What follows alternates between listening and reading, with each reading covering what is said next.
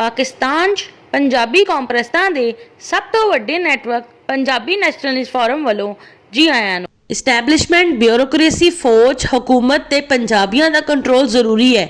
ਪਾਕਿਸਤਾਨ ਦੇ ਕਿਆਮ ਤੋਂ ਲੈ ਕੇ ਪਠਾਨਾਂ ਤੇ ਹਿੰਦੁਸਤਾਨੀ ਮੁਹਾਜਰਾਂ ਦੀ ਤਰਫੋਂ ਪੰਜਾਬੀਆਂ ਤੇ ਇਲਜ਼ਾਮ ਲਗਾਇਆ ਜਾਂਦਾ ਹੈ ਕਿ ਪਾਕਿਸਤਾਨ ਦੀ ਇਸਟੈਬਲਿਸ਼ਮੈਂਟ, ਬਿਊਰੋਕ੍ਰੇਸੀ, ਫੌਜ, ਹਕੂਮਤ ਤੇ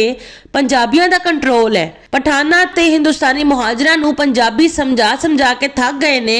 ਕਿ ਇੱਕ ਤੇ ਪਾਕਿਸਤਾਨ ਦੀ 60% ਆਬਾਦੀ ਹੋਣ ਦੇ ਬਾਵਜੂਦ ਕਦੀ ਵੀ ਪਾਕਿਸਤਾਨ ਦੀ ਇਸਟੈਬਲਿਸ਼ਮੈਂਟ, ਬਿਊਰੋਕ੍ਰੇਸੀ, ਫੌਜ, ਹਕੂਮਤ 'ਚ ਪੰਜਾਬੀਆਂ ਨੂੰ ਆਬਾਦੀ ਦੇ ਮੁਤਾਬਿਕ ਨੁਮਾਇੰਦਗੀ ਨਹੀਂ ਦਿੱਤੀ ਗਈ। ਦੂਸਰਾ, ਪਾਕਿਸਤਾਨ ਦੇ ਕਿਆਮ ਤੋਂ ਲੈ ਕੇ ਪਾਕਿਸਤਾਨ ਦੀ ਇਸਟੈਬਲਿਸ਼ਮੈਂਟ, ਬਿਊਰੋਕ੍ਰੇਸੀ, ਫੌਜ, ਹਕੂਮਤ ਤੇ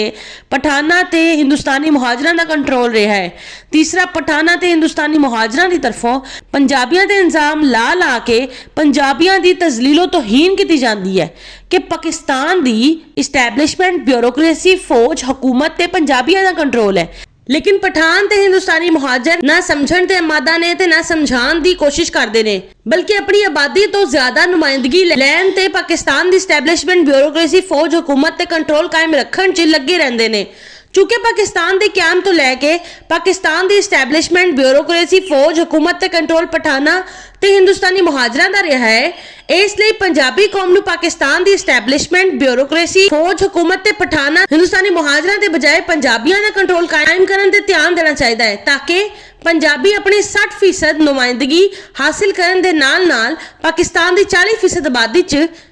स्मार्ट, बराहवी, गिलगिती, बिल्तिस्तानी, कोहिस्तानी, चित्राली, सवाती, गुजराती, राजस्थानी ते बलोच नूं भी पाकिस्तान की इस्टैबलिशमेंट, ब्यूरोक्रेसी, फौज, हुकूमत च इन्हां दी आबादी के मुताबिक नुमाइंदगी दे सकन।